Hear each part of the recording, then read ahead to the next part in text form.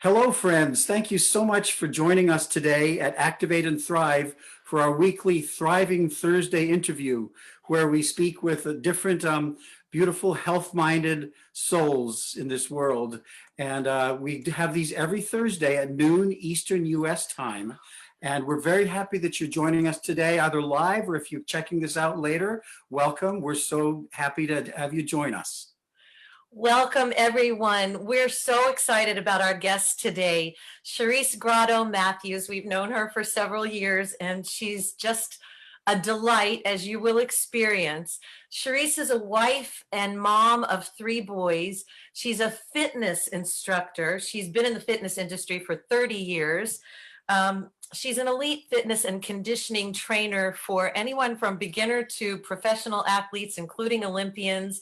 She's worked in sales and wealth management for years, and she's going to be sharing with us today about how happiness has an impact on our mind, our body, our spirit, and how the choices that we make to be happy can affect us and our well-being on a physical level.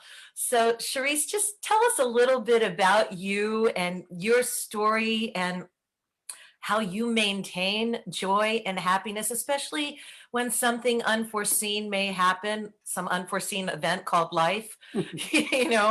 How do you maintain joy and happiness? Well, Welcome. hello. Well, thank you, Mia and Dawn. I'm just honored to be here today. I'm excited to share with you. And what a topic today. This makes me happy because I feel like this is what drives energy right behind us. And I've been in the fitness industry for so many years and just working with athletes, working with everyday people. It's interesting because you think it's just fitness. It's a lot more than that. It's because you become their therapist half the time as well. And so we learn from each other. And over my 30 years, I've learned so many different things. And you're probably wondering why I'm sitting in front of a sink right now instead of the gym. But there is something I want to show you that's visual, that's really helped. I've showed my kids this, I've showed many different people, and that it's just so visual to really drive home the happiness spirit. Okay. So you guys, I have cup here, okay? And I am going to fill this cup with some water, okay? This is nice, clean water here, okay? And this is when we think of happiness, we think of our minds being clear and there's happy there and there's joy and everything else, okay? And then our minds are so powerful, aren't they? And so what happens is that we start to we're our own worst critic, aren't we? We're our own worst critic, and these little negative thoughts start to seep in, and you think, oh my gosh, especially in the world of technology these days. And you think, oh my gosh, maybe I'm not good enough. And guess what? When we have that thought, this is our clear, happy brain. But when we have the thought, I'm not good enough, I actually have green dye. I usually have blue dye, but today we've got green. And what we think is, I'm not good enough. And look what happens, the whole entire thing starts to turn color, doesn't it? Like, ugh. And I'm not tall enough. I'm not rich enough. I don't have the perfect person in my life enough, right? I'm bad. I'm alone. And all these negative thoughts that we have that fill our minds. And look what happens to the color of that water. It gets tainted, doesn't it? So we think, well, gosh, all we have to do is just think positively, and then we'll have great thoughts and we'll clear this tank. But this I want to show you is that we're by the sink here. This is what I call, well, first of all, look what happens if we just add a little of happiness to it. Doesn't quite do the job, does it? And it's so frustrating because we can say, oh my gosh, no, I just watched a really good movie, a little happy movie. And then all of a sudden this didn't do too much. But look what has to happen to overcome all these negative thoughts. We actually have to flood this whole entire cup in order to clean out this tank, don't we? And it's going to go and go and go and go and go and go and go. And it's still not clear. Is this crazy? But it's getting a little lighter. It's getting a little lighter. It's going to keep going and going and going. And as we fill ourselves with very positive can-do thoughts, it starts to help, but we have to flood. Look how much more it takes, right? Wow. It just is, it's still not clear. Oh my gosh, but we're gonna get there. We're getting better. We're getting better. It's getting almost there. We're gonna continue this, okay? But then what happens is this. I have something special to show. It's actually clear. Nobody move. Don't think. Don't think. And then all of a sudden we say, oh my gosh, I'm not good enough.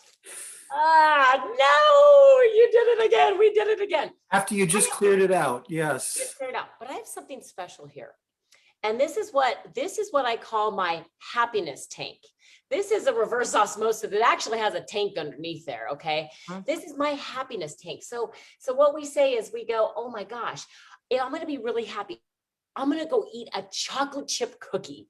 Okay. And everything in this tank right here is happiness. A chocolate chip cookie is happy, isn't it? And so we go, oh, we're going to eat a chocolate chip cookie. But you know what happened was it made us happy for the moment, right? But then if you eat 20 chocolate chip cookies, it's really not healthy for you, and you're going to have low energy and you're not going to feel very good. So you know what? The chocolate chip cookie didn't make us that happy, did it? So instead, what we're going to do is, I know what will make us happy, you guys. Let's go out and buy a brand new car. Right? Will that sound like it will make us happy? Absolutely.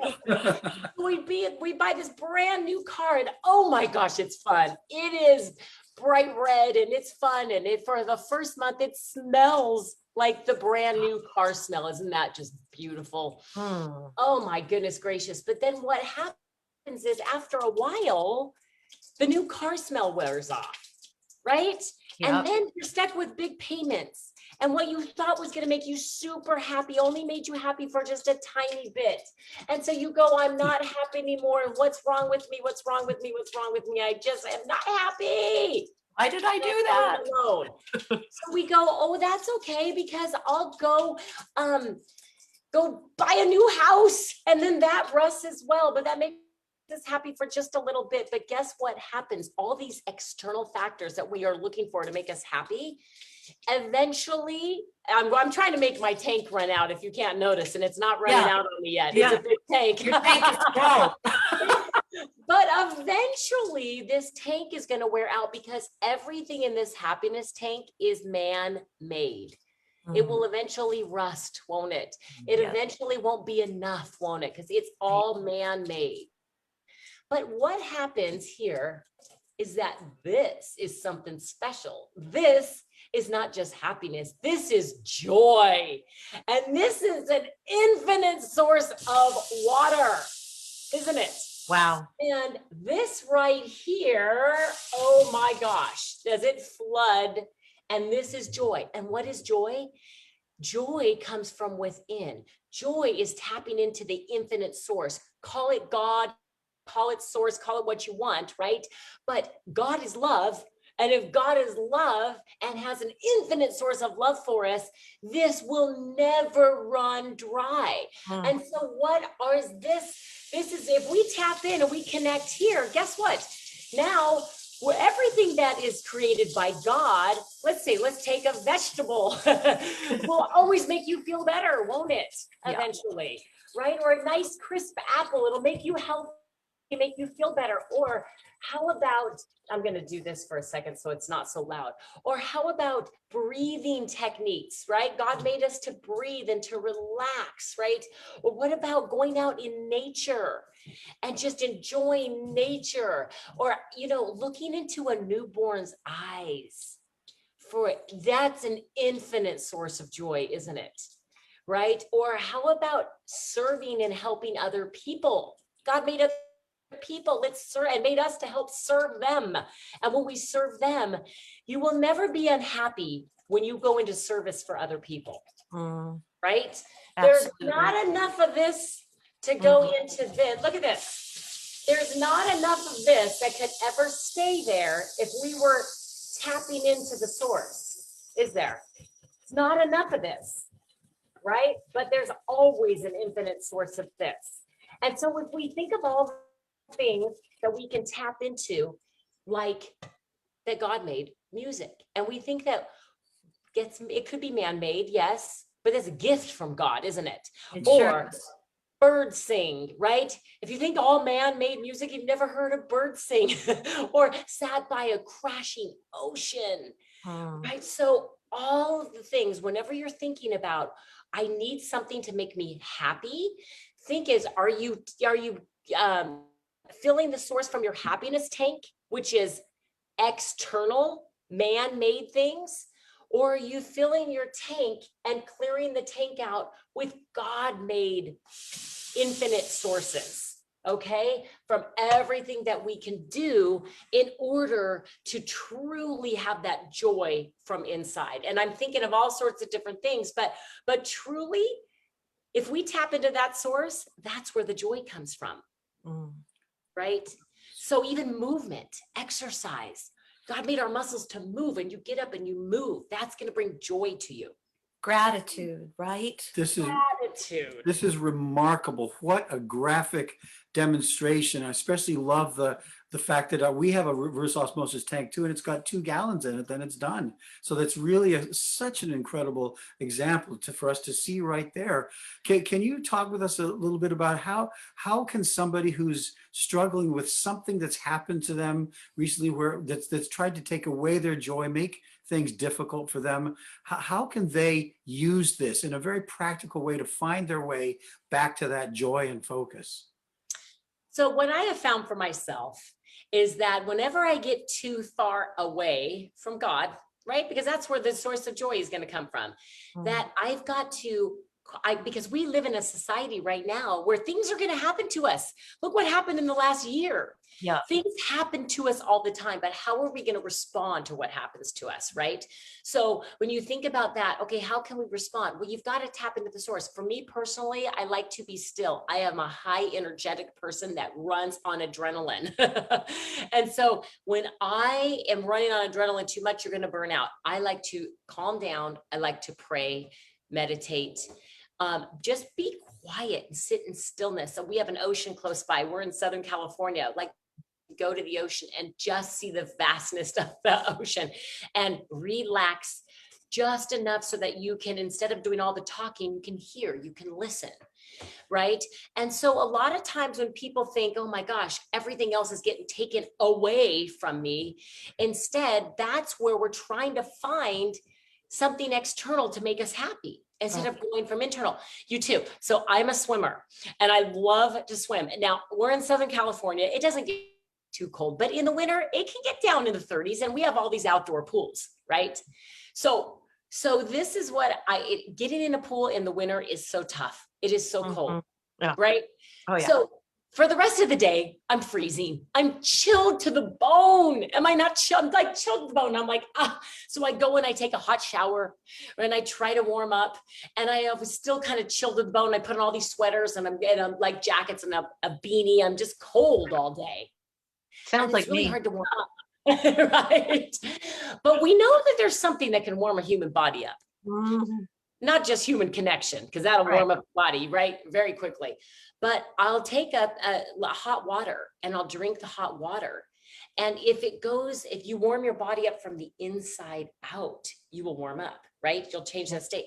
Absolutely. So again, it's looking internally for that joy, not trying to find external factors. So a lot of times when people say, gosh, it's,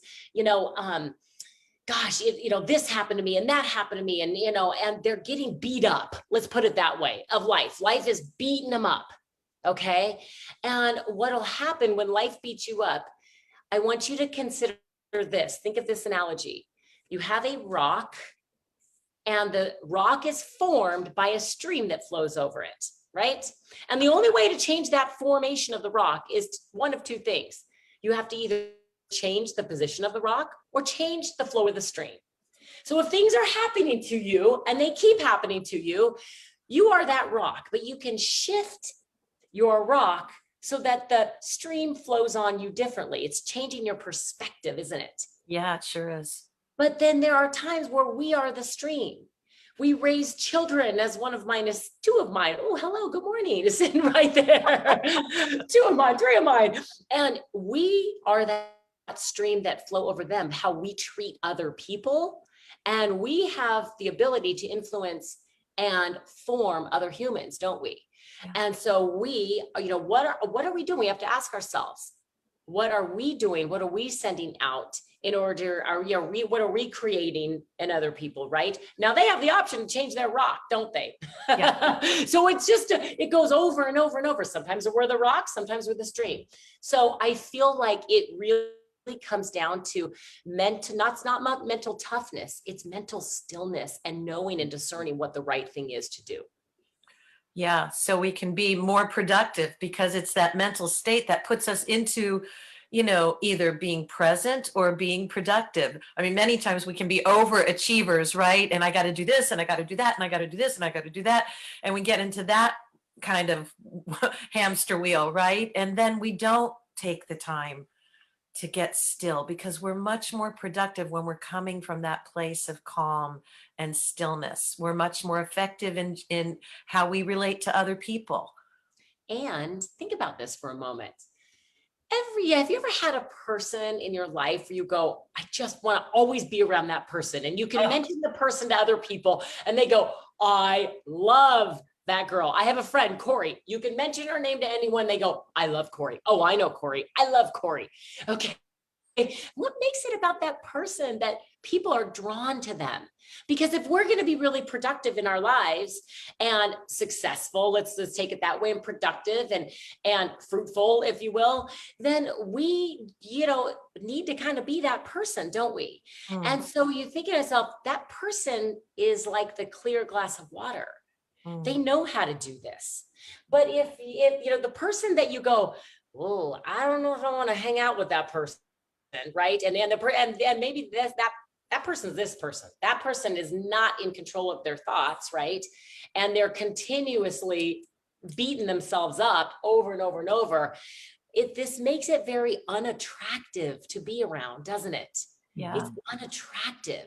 So when we can influence other people in the way that we think as well. So when we're talking in a whole scheme of happiness, is the only way we can influence other people is by us, again, not just finding happiness, but finding the joy and doing those practices to help us get to this, right? That's, I was just going to ask, that's a perfect segue to the question. So we can't necessarily expect just to have it be that spiritual flow from that larger tap, right? We have to do practices that nurture that regularly. Can you speak about that a little bit? Yes. Okay. So number one is showing up, isn't it? You got to show up in order to tap into that. Right. So that for me is, I actually have a little candle here that I light, and it's prayer.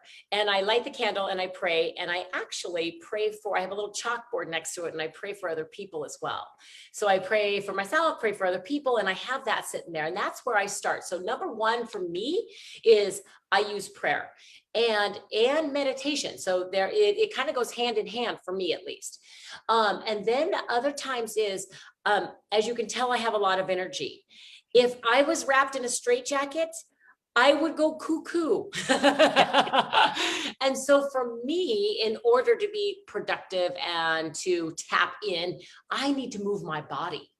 And so exercise, not to an extreme, I've done that as well, and that caps off. It shuts this off right there if you do too much. But there's a balance.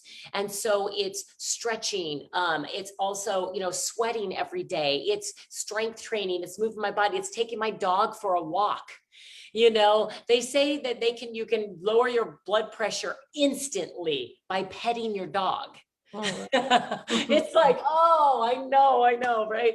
So just, giving a hug to other people, human touch and human connection. I have another practice I do every Tuesday. And I used to think Tuesdays were this odd day And it's like this, I don't know why I had kind of this like feeling of like, it's just Tuesday. And I don't know why I always felt like that. And I was doing this to Tuesdays. How do I get out of this? And then I thought of connect to other people. And so in my mind, every Tuesday is a connect to TUE. And I have to connect with other people because the power of human connection is powerful, right? And so no one was meant to be on this earth alone. So on Tuesdays, I do it every day, but I really on a Tuesday, whenever I'm feeling like, ooh, I don't know why, I'm just not feeling my best or not feeling that positive. If you connect with other humans and have meaningful conversations with other people, whether it's going to lunch, whether it's a phone call, whether it's just sitting on the couch and giving your child a hug, it's connect to. So that's another practice I use. So prayer, exercise, stillness is going to go in there as well, because of recovery and all of that. But then it's connecting to other people, connect to other people. Human connection is the most powerful thing that we can do. And there are so many other stress factors. Oh my gosh, kindness to other people, art. What are your hobbies? What do you like to do? Do you love to sing, or do you love to play instruments? Do you love to make music? Something that you were born to do. And when in that hobby, if someone asked me to paint, I'd be like, I don't want to do it. I can't do it. That's so weird to me. But that's not what I was meant to do. Right. And so, but if somebody is, that will give peace to someone. So you have to do more of what you were put on this earth to do. And when you tap into that and you feel purposeful, then that brings joy as well. Yeah. Oh, that is so powerful. And all of it has a connection to our health, doesn't it? Because if we're stressed in any way, our cells, whatever, are going to feel that. So happiness equals happy cells equal healthy cells. Yeah. Yes. I mean, you know what? When something's working correctly, everything works together, doesn't it? You ever ridden a bike and one of the spokes fell off? It's like, whoa, where the chain came off. Oh yeah. Doesn't work, right? So everything works together in order to get the bicycle to roll right. Yeah. Right. If there's one spoke off, if the brake doesn't work, whatever it may be. So it's all connected. The mind, the soul, right? Spirit, the body, everything is connected. Yeah. And it's very interesting. And it's very interesting you say that, because when we talk about health, a lot of people say, well, gosh, I've got a headache, so it must be my head. I've got a stomach ache, it's my stomach. It's my, I stubbed my toe and now something's wrong with my toe. And, your body is all connected, and your body is what tells the story. So next time you have, they call it dis-ease. When you have something in your body that's not quite working, it's like, what is going on? Your mental health. It could be something with your mental health. It's all connected together. Yeah. So we have to stay away from dis-ease in the body and really tap into everything from all, your spiritual life, your health, your nutrition, your exercise, everything pulling together, your mental health, everything comes in together to make the bike work. It's a science, isn't it? Yes, it is. I mean, it really is. There's a science to being happy and maintaining that inner joy. And there, all of these things you have to pay attention to. It can't just be one compartment, right? So beautiful. Well, Cherise Matthews, this is one of the most wonderful topics. Who doesn't want to be happy and joyful and find that source for that? And we could just go on and on here. We like to respect people's one more. Yes, please. Can I just say one more? Yes. I just forgot this. Hello. Please. Smile. Oh, yeah. Smile. If you can't be unhappy when you're smiling, and my dad was a dentist, so we always talk about smiles here. So smiling. Absolutely. Yeah, Thank you. I mean, yeah, absolutely. That's That- so good. And Yes, that's a great way to Aw. conclude this. We don't want to conclude we it. don't. We can just go on and on. And again, who doesn't want to be in that joyful space? But this has just been so meaningful. That whole analogy at the beginning was just an incredible visual. We have to keep in mind that dye going in the water anytime a polluting thought comes to us. But thank you so much for joining us today. And friends, you know, we at Activate and Thrive are all about just being healthy. Today, we talked really about our spiritual health, didn't we? And right down from that, right down to cellular health. We're just here to bless you in whatever way that we can. So please, if you liked what you saw today, feel free to reach out to us. If you'd like to talk with Cherise a little bit more, I'm sure she'd be very happy to speak with you. Just reach out to us and we can connect you.